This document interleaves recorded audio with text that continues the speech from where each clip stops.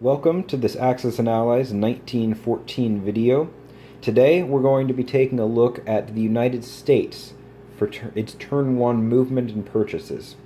This is the 8th in a series of 8 videos where we've looked at each country's starting position, what strategies it might pursue, where it might move its units, what it might purchase, and how that'll ultimately play out. So we've looked at Austria-Hungary, the Russian Empire, the German Empire, France, England, the Ottoman Empire, and our last video was on Italy. Now you'll see that the Central Powers have pursued a Russia-first strategy to try and knock Russia out quickly, whilst the Allies have chosen an Ottoman-first strategy. We looked at a lot of that in the last couple of videos. But now we've gone through all the European powers, and it's time to look at the United States. Now the U.S.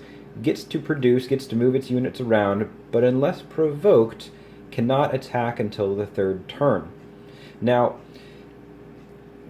something to consider is what rule set you're playing with, because there are some rule variations that state the U.S. can move into Allied territories, it just can't attack, or another set which says they simply can't move into Allied territories or into Allied ports at all until the third turn. So be aware of what rule set you're playing with. Now, we must think about what the U.S.'s role is going to be at this stage. Germany still has a navy, so eventually France may make it back around to fight them, but England hasn't built any navy to counter it yet, and they're going to want our help to do it. Africa is always a game of the units just constantly running around, especially down here in the south. So we're going to be called upon to help secure Africa and get those extra points of production out of German hands once and for all. We're also going to be called upon, as quickly as possible, to assist possibly England and France, but it's much more likely that it will be France with ground troops. So if we can move into Allied territories right away, we start with no transports, so we're definitely going to want to build transports. We are exactly an even match with the German Navy, and you might say that by the time they'll have to, since the battleship isn't repaired, we're actually slightly ahead. Even if they get it repaired, we're even, and by that point either the French or the British will have navy, and that's fine. That may be true.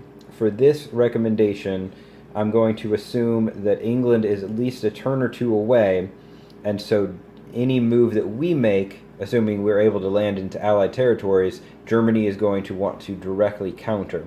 So we need a slightly stronger navy than them. It doesn't have to be overwhelming, but we need something a little bit more than a battleship and a cruiser to help ensure that they don't attack and cause us to lose our fleet.